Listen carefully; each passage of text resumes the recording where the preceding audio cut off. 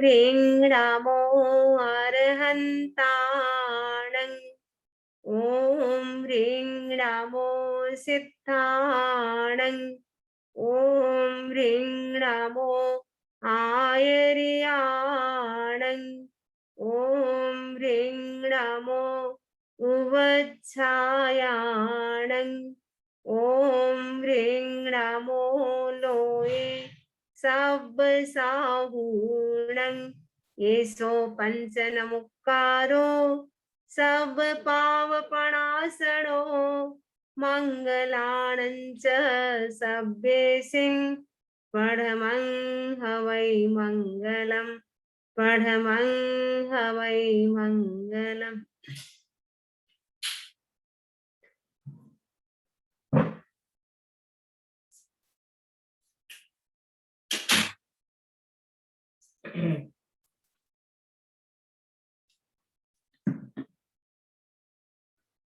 आराध्य देव की चरणों में वंदन। आदरणीय समूढ़ी जी, उपस्थित भाइयों तथा बहनों, आचारांक सूत्र का हमारा वाचन चल रहा है। उसके अंतर्गत आज हम छठा अध्ययन, उसमें भी हम चौथा उद्देश्य उसकी हम आज चर्चा करेंगे। तो सबसे पहले हम सूत्र का उच्चारण करेंगे। एवं ते शिष्या दिया य राउ य अणुपुब्बेण वाह्या तेहिं महावीरेहिं पन्नाण मनतेहिं। एवं मिस इस प्रकार, ते मिस उन शिष्या ने शिष्य, दिया मिल दिन में, राव यानी रात्रि में, दिन और रात्रि में, अणुपुब्बेण यानी क्रमशः, वाह्या का मतलब शिक्षित होने पर, तेहिमिन उनके द्वारा यानी गुरुओं के द्वारा, महावीरेहि यानी पराक्रम, पन्नाण मनतेहिं यानी प्रज्ञावान।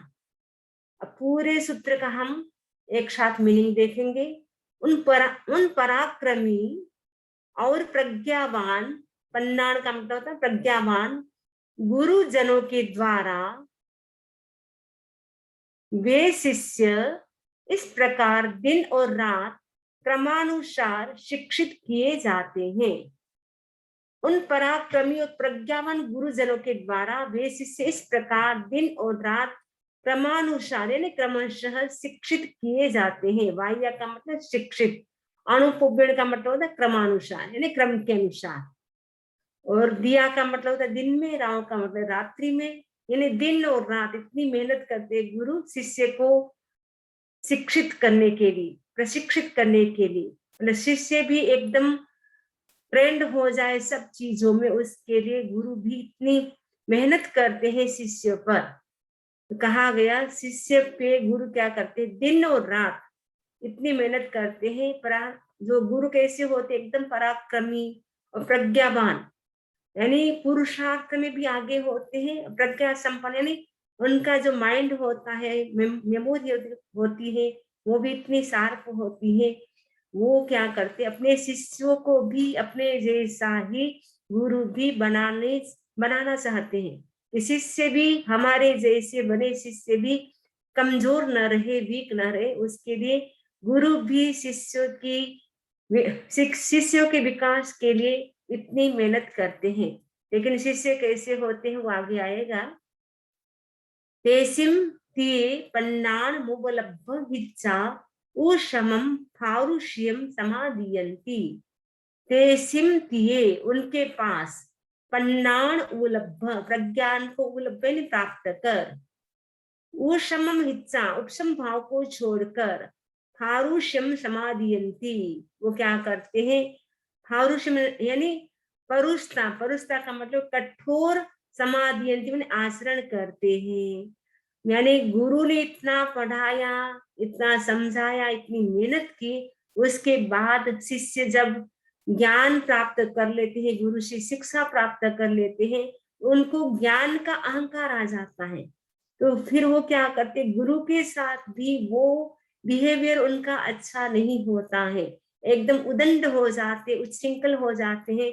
उनको लगता बस हमें ही सब कुछ है, ज्ञान जो गुरु ने सिखाया उनके उपकार को शिष्य क्या करते, भूल जाते हैं।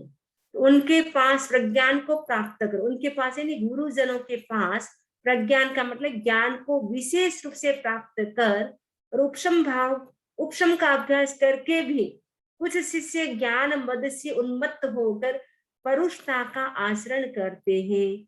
यानी ज्ञान गुरु तो सिखाते हैं कि आपको है ज्ञान का अहंकार नहीं करना है, उपशम रखना है, यानी अपना जो स्वभाव है, अपना जो नेचर है उसको शांत रखना है। क्रोध, मान, माया, लोभ ये बिल्कुल भी नहीं करना है। गुरु ने अच्छी शिक्षा दी, लेकिन ज्ञान प्राप्त करने के बाद कई शिष्य ऐसे होते हैं, उदंड हो जाते हैं, फिर गुरु की ही असाधना करते हैं। वशिष्ठा बम्बचेरंसी आणम तमनोति मन्नमाणा। बम्बचेरंसी यानी ब्रह्मचर्य में रहकर भी, यानी गुरुकुलवास में रहकर भी, वशिष्ठा का मतलब रह करके भी, आणम तम नोति मन्नमाणा, आचार्य की आज्ञा को न मन्नमाणा यानी मानते नहीं है। यानी आचार्य जो कहते हैं वो कहते आप कौन से हैं कहने वाले मुझे। आचार्य की जो आज्ञा होती है वो तीर्थंकर की आज्ञा होती है, लेकिन उदंड शिष्य क्या कहते हैं, ये तीर्थंकर की आज्ञा नहीं है, आप जो कहते हैं वह तीर्थंकर की आज्ञा नहीं है। तीर्थंकर ऐसा नहीं कहते हैं, आप जो बोलते हैं वो आप सही नहीं बोलते, आपका बोलना राइट नहीं है। इस प्रकार शिष्य क्या करते हैं, गुरु की असाधना करते हैं। 10वें कालिक सूत्र में तो यहाँ तक कहा गया, जो व्यक्ति गुरु की आसाधना करता है उनको बोधि की प्राप्ति नहीं होती है। बोधि यानी ज्ञान, दर्शन, चारित्र की प्राप्ति नहीं होती है, और वो गुरु की आसाधना करने से उनको मोक्ष भी नहीं मिलता है। तो गुरु की आसाधना करने वाला व्यक्ति का मोक्ष भी नहीं होता है, बोधि की प्राप्ति भी नहीं होती है। उनका संसार परिभ्रमण गुरु की आसाधना करने से बढ़ जाता है। इसीलिए कहा जाता है गुरु चाहे छोटे हो चाहे बड़े हो, कभी कभी छोटी एज वाले भी गुरु आ जाते हैं, कभी बड़ी एज वाले भी आते हैं, कभी गुरु मंद बुद्धि जिनकी बुद्धि कम है ऐसे गुरु भी आ जाते हैं, कभी ऐसे गुरु भी आते हैं प्रज्ञावान होते हैं। लेकिन गुरु कैसे भी हो उनका क्या करना चाहिए, हमें रेस्पेक्ट करना चाहिए। यदि गुरु की हम आसाधना करते उनका रेस्पेक्ट नहीं करते, उससे हमारा संसार परिभ्रमण बढ़ जाता है, और गुरु की आसाधना करने से नत्थि मोक्षो मोक्ष भी प्राप्त नहीं होता है। ऐसा 10वें कालिक सूत्र में कहा है, जो 9वां अध्ययन है 10वें कालिक सूत्र का, उसमें कहा गया है। अघायम तु स्वच्छा निस्सम समुन्ना जीविस्सामो एगे निक्खम्मते असंभवन्ता विडज्जमाना कामेहिं गिद्धा अजोवन्ना समाहि माघाय मझोषयन्ता सत्थारमेव परुषं वदन्ति। अघायम तु स्वच्छा, अघायम आख्यात, आख्यात का मतलब है संयम के जो अनुकूल है, जो धर्म को स्वच्छाय सुन करके, निस्सम का मतलब है बार बार सुन करके, समुन्नय ने समझ करके, एगे जीवित सम कुछ पुरुष निखम्मते मतलब वो निष्क्रमण करते हैं, दीक्षा लेते हैं, गुरु का उपदेश जब सुन लेते हैं, कुछ व्यक्ति ऐसे होते हैं उनको वैराग्य हो जाता है, दीक्षा ले लेते हैं। दीक्षा लेते तब तो वो इतना दृढ़ संकल्प होता है, हम गुरु की आज्ञा में चलेंगे, गुरु जैसे कहेंगे वैसा हम करेंगे, हम लाइफ लॉन्ग संयम जीवन का अच्छी तरह से पालन करेंगे, ऐसा संकल्प करते हैं। लेकिन बाद में क्या होता है, धीरे धीरे उनका जो संकल्प होता है वो कमजोर हो जाता है। इस क्यों हो जाता है कमजोर, अशुभमंता यानी कसाय की अग्नि से, विरज्यमाना यानी दग्ध, यानी कसाय की ऐसी अग्नि होती है जिससे वो व्यक्ति जलता रहता है, क्योंकि दीक्षा ले ली है लेकिन कसाय अभी तक समाप्त नहीं हुआ है, जिसके कारण क्या होता है, कसाय क्रोध, मान, माया, लोभ, इन चारों प्रकार की जो कसाय है, उन चारों कसायों की अग्नि में वो जलते रहते हैं। कसाय को भी अग्नि की उपमा दी गई है, जैसे अग्नि में कुछ भी हम डालते हैं वो जल जाता है, वैसे ही कसाय रूपी अग्नि में भी व्यक्ति अपना ज्ञान, दर्शन, चारित्र को भी जला देता है। क्यों, कामे ही गिद्धा, कामों में आसक्त होता है, जो बनना और जो रस और सुख के प्रति भी क्या होता है, वो लोलुप होता है। समाहि माघाय मजोशयंता सत्तारमेव करुषम वदंती। और तीर्थंकर के द्वारा आख्यात समाधि का सेवन नहीं करते। समाहि घाय मज्जोशयंता का मतलब है तीर्थंकर के द्वारा आख्यात समाधि का सेवन नहीं करते। सत्तारमेव करुषम वदंती, वे शास्त्रा को भी परुष वचन बोलते। शास्त्रा यानी आचार्य को भी वो परुष यानी कठोर वचन बोलते हैं। इसका पूरा मीनिंग एक साथ हम पढ़े। कुछ पुरुष धर्म उपदेश को सुनकर समझकर अनुत्तर संयम का जीवन जिएंगे, इस संकल्प से दीक्षित होकर उस संकल्प के प्रति सच्चे नहीं होते। संकल्प तो इतना दृढ़ किया जब दीक्षा ले रहे थे कि हम तो जीवन भर गुरुदेव की आज्ञा के अनुसार चलेंगे, भगवान की आज्ञा के अनुसार चलेंगे, उत्कृष्ट कोटि का संकल्प करते हैं। लेकिन संकल्प बात में क्या है, उनका सच्चा नहीं रहता, कच्चा हो जाता है। कच्चा क्यों हो जाता है? वे कसाय की अग्नि से दग्ध, यानी कसाय की अग्नि से वो जलते रहते निरंतर, क्रोध मान माया लोभ उनके चलते रहते हैं, जिसके कारण उनका संकल्प कमजोर हो जाता है। दूसरा कारण बताए, काम भोगों में आसक्त होने से या रिद्धि रस और सुख के प्रति लोलुप होकर तीर्थंकर के द्वारा आख्यात समाधि का सेवन नहीं करते। तो संकल्प कच्चा होने का पहला रीजन बताया कषाय, दूसरा रीजन बताया काम भोगों में आसक्ति, और तीसरी बात बताई कि जो तीर्थंकर ने जो कहा है, आख्यात का मतलब जो कहा है कि हमें समाधि का सेवन करना चाहिए, यानी शांति से रहना चाहिए, लेकिन वो तीर्थंकर की आज्ञा के अनुरूप काम नहीं करते हैं, तब क्या होता है, संकल्प कमजोर हो जाता है। और संकल्प कमजोर हो जाता है तब क्या करता है शिष्य, गुरु को भी कठोर वचन कहता है, यानी गुरु को भी नहीं छोड़ता है। ये गुरु ने इतना पढ़ाया लिखाया आगे बढ़ाया, उसके बाद भी गुरु के सामने अंड शंट बोलता है, आप मुझे कौन से बोलने वाले हैं, मैं सब कुछ जानता हूँ, आप कौन सा पालन करते हैं, केवल मुझे उपदेश देते हैं। इस प्रकार गुरु के सामने भी मन में जो आए वैसा ही वो वचन का प्रयोग करता है। शीलमंता उशंता संख्याय रिय माणा अशीला अणुवय माणा। शीलमंता यानी वे शीलवान, उशंता मतलब उपशांत तथा प्रज्ञापूर्वक संयम में गतिशील मुनियों को अशीलवान बतलाते हैं। जो प्रज्ञा संपन्न है, अच्छी तरह से संयम का पालन भी करते हैं, उन मुनियों को भी वो क्या करते हैं, उदंड जो अविनीत जो शिष्य हैं वो कहते हैं वे भी सम्यक रूप से अच्छी तरह से वो भी संयम का पालन नहीं करते हैं। शील उपशम और प्रज्ञा ये साधु के 3 लक्षण हैं। शील का मतलब है एकदम अपने स्वभाव में रमण करने वाला, उपशम का मतलब जिनका कषाय शांत होता है, प्रज्ञा का मतलब है जिनकी जो प्रज्ञा होती है, बुद्धि होती है, विजडम होता है, वो एकदम स्ट्रॉन्ग होता है। ये साधु के 3 लक्षण हैं, शील उपशम और प्रज्ञा।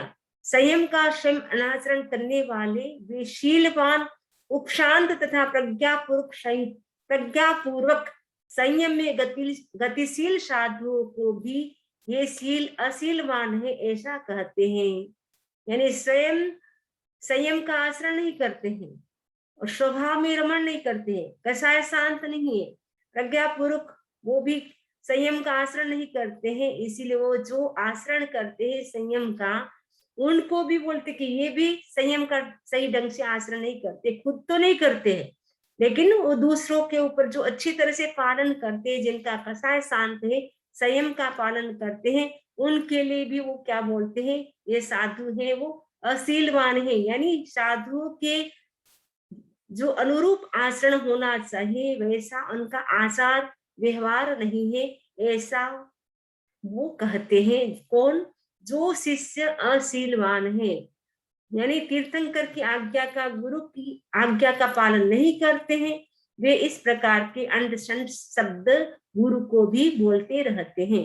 वित्या मंदस बालया, वित्या यानी दूसरा, दूसरी मूर्खता, मंदस यानी मंदमतियों की, बाल यानी मूर्खता है, यह उन मंदमतियों की दोहरी मूर्खता है। दोहरी मूर्खता कौन सी होगी? पहली मूर्खता क्या होगी कि वह मुनि स्वयं उपशम को छोड़ देता, यानी अपना जो उपशम स्वभाव है, कसाय को शांत रखना है, वो स्वभाव साधु का होता है, लेकिन उस स्वभाव को छोड़ दिया, यानी क्रोध मान माया लोभ में वो बस हो जाते हैं, यानी क्रोध मान माया लोभ वो करते रहते हैं, यानी उपशम भाव को छोड़ दिया, वह तो उनकी पहली मूर्खता होगी। दूसरी मूर्खता क्या होगी? उन्होंने संयम जीवन को भी छोड़ दिया, वो दूसरी मूर्खता होगी। तो दो मूर्खता हो जाती है। जो गुरु की आसाधना करता है और संयम जीवन को खुद छोड़ देता है, और छोड़ने के बाद दूसरों के लिए भी कहते हैं, ये भी संयम का ढंग से पालन नहीं करते हैं। नियट्टमाणा वेगे आयार गोयर माइक खंती हणान भट्ठा दंजल लूषिणो। नियट्टमाणा वेगे, कुछ क्या होते हैं? ज्ञान भ्रष्ट, दर्शन ध्वंसी और संयम से निवर्तमान मुनि आचार गोचर की व्याख्या करते हैं। स्वयं क्या है? ज्ञान से भी भ्रष्ट हो गए और दर्शन से भी भ्रष्ट हो गए हैं, और संयम से निवर्तमान मुनि आचार गोचर की व्याख्या नहीं करते हैं। संयम से निवर्तमान कुछ मुनि आचार गोचर की व्याख्या करते हैं, माने संयम निवर्तमान का मतलब जिसने संयम को छोड़ दिया है, ऐसे मुनि क्या करते हैं? वो बताते हैं कि भगवान महावीर ने मुनियों के लिए घोर आचार गोचर का प्रतिपादन किया है, वर्तमान में उसका पालन कर पाना दुष्कर है। भगवान महावीर ने तो साधु जीवन के लिए घोर आचार गोचर का, यानी घोर आचार गोचर का मतलब है उत्कृष्ट रूप से संयम का पालन करना चाहिए, ऐसा कहा है। लेकिन वर्तमान समय का युग ऐसा है, पंचम काल है, कलयुग है, इसलिए इस कलयुग में संयम का पालन नहीं किया जा सकता है। वो ऐसा कहते हैं क्योंकि इस पंचम काल में सबका मन सही नहीं रहता है, मन पर कंट्रोल करना बड़ा कठिन होता है। तो भगवान ने तो कहा है कि आचार का अच्छी तरह से, संयम का अच्छी तरह से पालन करना चाहिए, लेकिन वर्तमान में उसका पालन कर पाना अत्यंत कठिन है, इसीलिए मध्यम मार्ग ही श्रेयस्कर है, यानी बीच वाला मार्ग अपनाना चाहिए। यानी उत्कृष्ट कोटि का संयम पालन नहीं कर सकते हो, घर भी नहीं जा सकते, तो बीच का मार्ग अपनाना चाहिए, जिससे हम संयम जीवन में भी आराम से रह सके। इस प्रकार का प्रतिपादन करते हुए वे मुनि उपशम कारक ज्ञान से भ्रष्ट हो जाते हैं, क्योंकि भगवान महावीर की जो आज्ञा है उनका उन्होंने क्या कर दिया? विरोध कर दिया। यानी इस काल में, इस पंचम काल में संयम जीवन पलता ही नहीं है, शुद्ध संयम पलता नहीं है, ऐसा करके वो ज्ञान से भ्रष्ट हो गए। भगवान ने आचार विषय अहिंसात्मक सम्यक दर्शन का प्रतिपादन किया था, ये मुनि इसका भी विध्वंस कर देते हैं। यानी भगवान ने तो कहा सम्यक दर्शन, यानी देव गुरु धर्म के प्रति दृढ़ श्रद्धा रखनी चाहिए। गुरु जो कहते हैं इसका मतलब ही तीर्थंकर की आज्ञा है, लेकिन गुरु की आज्ञा का आप भंग करते, इसका मतलब है आप तीर्थंकर की आज्ञा का भी भंग करते हैं। ऐसा करने से वो दर्शन से भी भ्रष्ट हो जाते हैं, ज्ञान से भी भ्रष्ट हो जाते हैं, दर्शन से भी भ्रष्ट हो जाते हैं।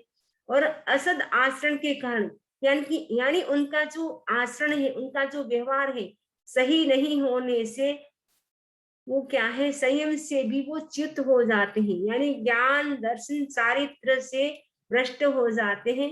यानी ज्ञान दर्शन चारित्र वो तीनों को ही वो छोड़ देते हैं, यानी तीनों से भ्रष्ट हो गए, यानी तीनों को छोड़ देते हैं, क्योंकि वो बहाना बनाते हैं इस पंचम काल में शुद्ध साधुपन पालना बड़ा कठिन है।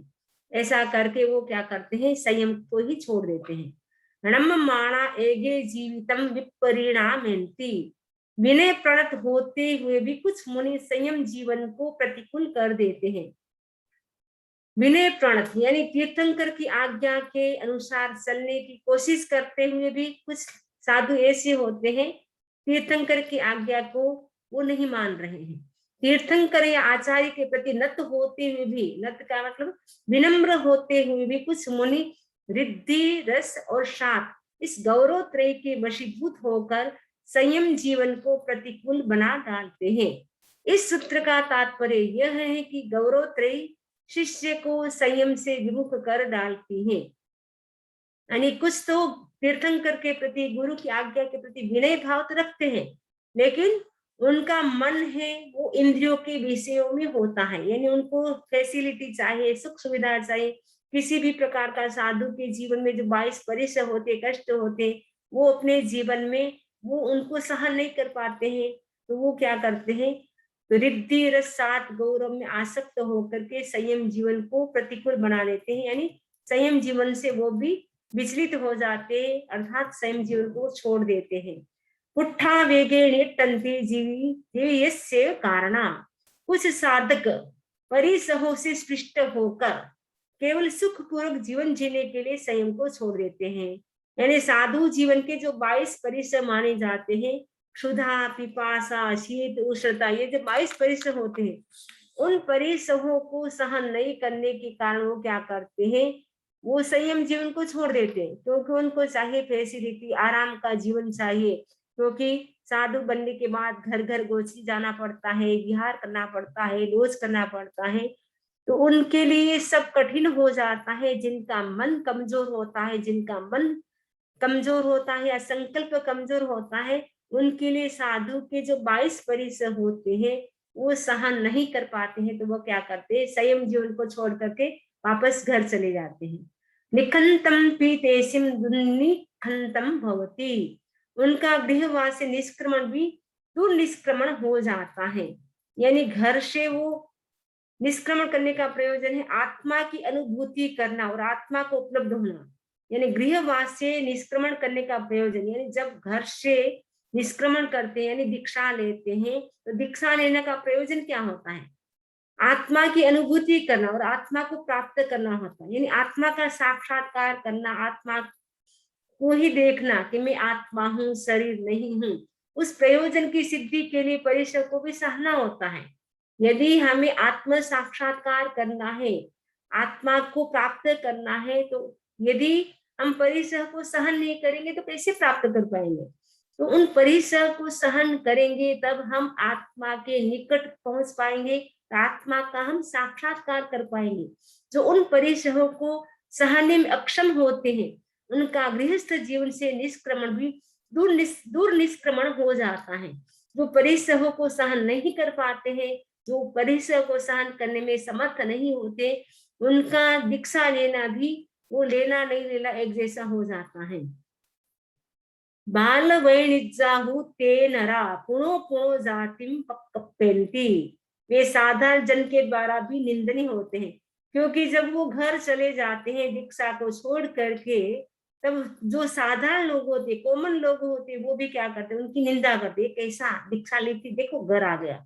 सब छोटा बड़ा सब उनकी निंदा करते हैं, क्योंकि सब उनको पहले ऊंची दृष्टि से देखते थे, अरे ये साधु बना है। लेकिन जब साधु बन करके वो घर आ जाता है, तब सब उनको धिक धिक करते हैं, देखो धिक्कार है, इसने महाव्रत लिए थे, साधु के 5 महाव्रत स्वीकार किए थे, लेकिन इसने छोड़ दिए हैं। और बार बार दीक्षा लेने के बाद घर आ जाता है, तो इसका मतलब है उनका बार बार जन्म होता रहता है, यानी उनका अनंत संसार बढ़ जाता है। यदि दीक्षा लेके घर आ जाते हैं, उनका अनंत संसार बढ़ जाता है। कर्म जन्म मरण का बीज है, और उससे क्या होता है, जन्म मरण का चक्र फिर निरंतर चालू रहता है। क्योंकि वेश बदल दिया, गृहस्थ का वेश पहन दिया साधु बनने के बाद भी, गृहस्थ जैसा आचरण करता है, फिर सब लोग उनका तिरस्कार करते, अपमान करते हैं, और फिर वो भी दुखी हो जाता है, न घर का रहता है न घाट का रहता है, क्योंकि बाद में उनकी शादी भी करना मुश्किल हो जाता है। तो सब गृहस्थ भी, गृहस्थ का जो सुख भोगने के लिए वो गृहस्थ बना था, लेकिन वो भी नहीं भोग पाता है, वो साधु जीवन से भी वंचित हो गया, वो बीच का रह जाता है, न घर का न घाट का, यानी त्रिशंकु जैसी उनकी स्थिति हो जाती है। फिर वो दुख में ही दुख में उनका जीवन व्यतीत होता है, और फिर उनकी दुर्गति हो जाती है, जिसके कारण जन्म मरण की परंपरा बढ़ जाती है। अहे संभवंता विद्यायमान अहमंसी युक्त से। वे ज्ञान की निम्न भूमिका में होते हुए भी अपने को विद्वान मानकर अहम का ख्यापन करते हैं। यानी ज्ञान तो थोड़ा बहुत सीखा है, इतना कुछ आचार्य श्री से सीखा नहीं है, क्योंकि अहंकारी व्यक्ति होता है वह फूल सकता है लेकिन फैल नहीं सकता है। अहंकारी व्यक्ति कभी भी ज्ञान को प्राप्त नहीं कर सकता है। ज्ञान को प्राप्त कौन कर सकता है? जिसमें विनय भाव होता है, नम्रता होती है, वह व्यक्ति ज्ञान को प्राप्त कर सकता है। लेकिन जिनमें अहंकार होता है, ईगो प्रॉब्लम होती है, वह व्यक्ति ज्ञान को प्राप्त नहीं कर सकता है। थोड़ा बहुत ज्ञान भी प्राप्त कर लेता है तो उसका इतना अहंकार आ जाता है जिसके कारण उनके जो सारे गुण होते हैं वो भी धीरे धीरे समाप्त हो जाते हैं। इसीलिए गुजराती कहते हैं विद्या विनय थी शोभे छे। विद्या क्यारे शोभे छे? જ્યારે આપણા અંદર વિનય हो। जब हमारे अंदर विनय भाव होता है तब विद्या भी सुशोभित होती है। यदि हमने ज्ञान कर लिया, सब कुछ सूत्र भी सीख लिए, सब पढ़ा भी देते हैं, अच्छा लेक्चर भी देते हैं, लेकिन यदि हमारे अंदर विनय भाव नहीं है तो हमारा वो ज्ञान है वो भारभूत बन जाता है। वो नॉलेज नहीं होता कि वो हमारे लिए लगेज बन जाता है। इसीलिए सबसे जरूरी होता है ज्ञान प्राप्त करने पर भी हम विनय भाव को बनाए रखें। गुरु के प्रति इतना विनय भाव होना चाहिए। 10वें कालिक सूत्र में यहाँ तक कहा गया केवल ज्ञान भी शिष्य को प्राप्त हो जाए फिर भी गुरु के प्रति उतना ही विनय भाव रखे। यद्यपि गुरु को केवल ज्ञान नहीं हुआ, शिष्य को केवल ज्ञान की प्राप्ति हो गई है, फिर भी गुरु है उनके प्रति उतना ही विनय भाव रखे। केवल ज्ञान प्राप्त होने पर भी वो ऐसा नहीं मैं तो केवली हूँ, मैं गुरु तो छद्मस्त है, मैं उनके साथ विनम्रता का विनय भाव का व्यवहार कैसे करूं, ऐसा कभी वो नहीं सोचता है। केवली होने पर भी शिष्य क्या करता है? जो विनीत होता है वह गुरु की आसाधना नहीं करता है, लेकिन गुरु के प्रति वो रेस्पेक्ट भाव हमेशा बनाए रखता है। उदासीने परुषम वदंती। उदासीन का मतलब मध्यस्थ मुनियों के लिए परुषम यानी परुष यानी कठोर वचन, वदंती यानी बोलते हैं। जो मध्यस्थ मुनि है, यानी मध्यस्थ का मतलब है जो बीच का जीवन अपना लिया है, साधु जीवन भी नहीं है।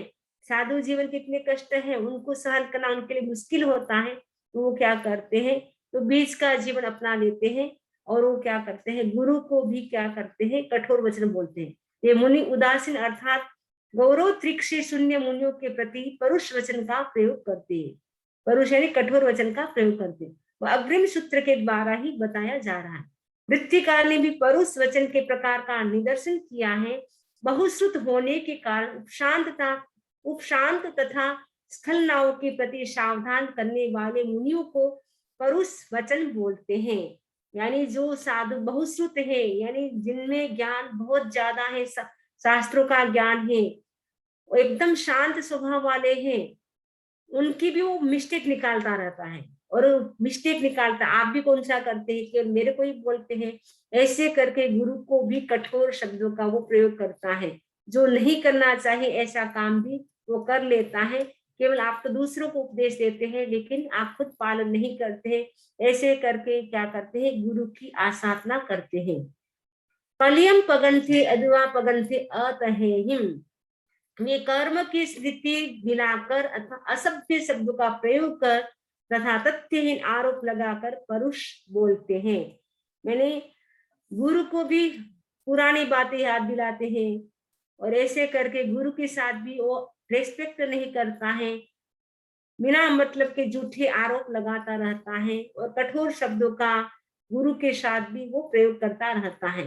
तम मेधावी जानिजा धम्मम। इसलिए मेधावी को धर्म जानना चाहिए। जो मेधावी है, प्रज्ञा संपन्न है, उनको धर्म जानना चाहिए। जहाँ गौरव है वहां धर्म नहीं है। यानी जहाँ सुख सुविधा की इच्छा होती है, सब प्रकार की फैसिलिटी चाहिए, वहां धर्म नहीं है। यानी ऐसा शिष्य संयम का आचरण नहीं कर सकता है, संयम का पालन नहीं कर सकता है। संयम का पालन कौन कर सकता है? जो पांचों इंद्रियों के विषयों के प्रति अनासक्त होता है, अटैचमेंट नहीं रखता है, वह संयम का अच्छी तरह से आचरण कर सकता है।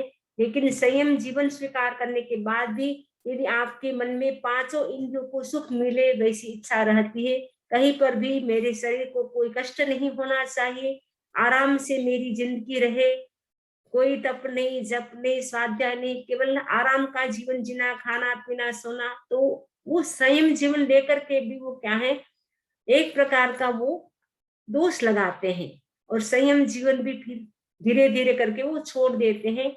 ऐसे व्यक्ति हैं वो ना स्वयं संयम का पालन करते हैं, दूसरे भी यदि पालन करते हैं उनकी भी वो मिस्टेक निकालते रहते हैं, उनको भी कठोर शब्द बोलते रहते हैं। अहम मट्ठी तुमंसी नाम बाले आरंभट्ठी अणु वै माणे हण माणे घाय माणे हणो यावी समणु जान माणे घोरे धम्मे उदीरिये उवे हई अणानाये।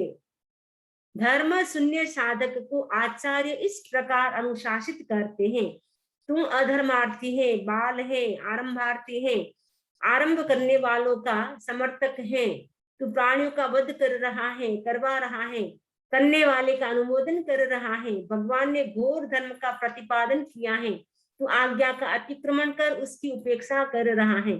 फिर गुरु भी क्या करते हैं, उनको फटकारते हैं, धिक्कारते हैं, तू ऐसा है, तू ऐसा है, तुमने गुरु की आज्ञा का पालन नहीं किया है, तुमने तीर्थंकर की आज्ञा का अतिक्रमण किया है, तू अधर्मी है। फिर गुरु भी उनको उनके ऊपर कड़ा अनुशासन करते हैं। ऐस विसन्ने तदत्थे व्याहित्य में, वह विसन्न और संवर धर्म के प्रतिकूल कहलाता है, ऐसा मैं कहता हूँ। जो प्रमादी साधक गौरव त्रिक से अभिभूत होकर घोर धर्म की उपेक्षा करता है, यानी संवर धर्म की, संयम धर्म की जो उपेक्षा करता है, वह आसव रूपी पंख में निमग्न और विदर्भ का मतलब संवर धर्म के प्रतिकूल प्रवृत्ति करने वाला कहलाता है, ऐसा मैं कहता हूँ। जो संयम जीवन के प्रतिकूल व्यवहार करता है वो एक प्रकार का जो आश्रव है, आश्रव के कीचड़ में फंस जाता है। आश्रव का मतलब क्या है, जिससे पाप का आगमन होता है उसमें वो फंस जाता है, वो संवर धर्म का आचरण करना चाहिए वो नहीं कर पाता है। की मणेण भो जाने करिष्यामीति मन्नमाणा एवं फेगे वैक्ता मातरम पितरम हिच्चाणातोणम परिग्रहं वीरायमाणा समुत्थाये अविहिंसा सुब्बया दंता। ये आत्मन इस स्वजन का मैं क्या करूंगा, ये मानते और कहते हुए कुछ लोग माता पिता ज्ञातिजन, कुछ लोग माता पिता ज्ञाति और परिग्रह को छोड़ वीर वृत्ति से प्रवर्जित होते हैं, अहिंसक सुव्रति और दांत बन जाते हैं। कुछ व्यक्ति क्या करते हैं, उत्कृष्ट परिणाम धारा से प्रवर्जित होते हैं।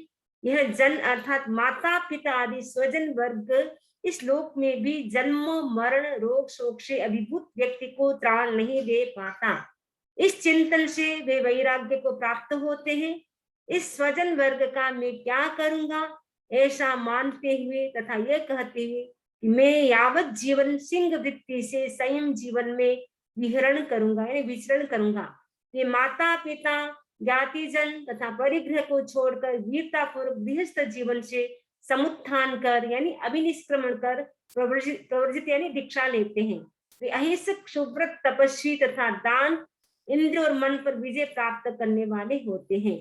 अहेगे पस दीने ये पड़ी वही माने, उन दीन और उठकर गिरते हुए कुछ मुनियों को तू देख। जो साधु संयम से भ्रष्ट हो गए हैं उनको देखो, ये कैसे परिसह को सहन न करने के कारण संयम जीवन से कैसे वो भ्रष्ट हो गए, उनको देखो। वसट्टा कायरा जना लूसगा भवंती, वसार्थ और कायर मनुष्य व्रतों का विध्वंस करने वाले होते। वसार्थ का मतलब है जो कसाय की अधीनता से पीड़ित है, जिनका मन इंद्रिय विषय के प्रति है, वह व्यक्ति क्या है, परिसह को सहन नहीं कर पाते हैं, इसीलिए वो संयम जीवन से भ्रष्ट हो जाते, उनको देखो। अहमेगे सिम सिरोए पावे भवे से समणि विभंते समण विभंते। कुछ मुनियों की निंदनीय प्रसिद्धि होती है, जैसे ये विभ्रांत समण है, विभ्रांत समण है, क्योंकि कुछ लोग हैं वो घर जब चले जाते हैं इसीलिए उनकी प्रसिद्धि भी ऐसी होती कि ये देखो व्रतों का इन्होंने भंग कर दिया है। पास हेगे समन्ना गए हिम असमन्ना गए अणसमाणे हिम अणम अण अणममाणे वीरते हिम अविरते दवी एहिम अदविये। तुम देखो संयम से चित्त होकर च्युत होने वाले मुनि सम्यक आचार वालों के बीच, असम्यक आचार वाले समर्पित मुनियों के बीच, असमर्पित विरत मुनियों के बीच, अविरत तथा चारित्र से संपन्न मुनियों के बीच चारित्र से दरिद्र होते हैं। प्रवर्जित मुनियों की प्रशंसात्मक प्रसिद्धि के 4 हेतु होती हैं। जो दीक्षा ले ली उनके बाद जो मुनि होते हैं उनकी प्रशंसा होती है, तो 4 कारण से होती है। कौन से 4 कारण है? पहला है वो संयम जीवन के प्रति जागरूक होते हैं, दूसरा है वो समर्पित होते हैं, तीसरा है वो इंद्रिय जो विषय है उसके प्रति उनका आकर्षण नहीं होता, अट्रैक्शन नहीं होता है, और राग द्वेष की वो विजेता होते हैं, राग द्वेष को जीतने वाले होते हैं, उनकी प्रशंसा होती है संयम जीवन में। अभी समेत पंडिये मेहावी नित्य वीरे आगमयणम सया उत्प्रवर्जित होने के परिणामों को जानकर पंडित, मेधावी, मोक्षार्थी और वीर मुनि सदा आगम के अनुसार पराक्रम करे, ऐसा मैं कहता हूँ।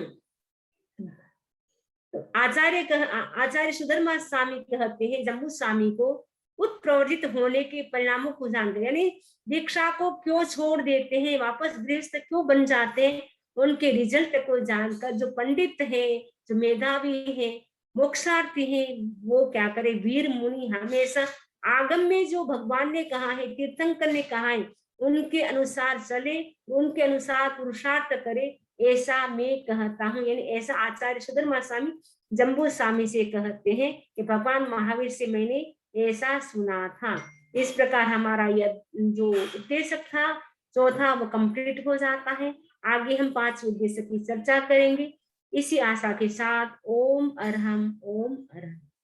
अब किसी को कोई प्रश्न हो तो पूछ सकते।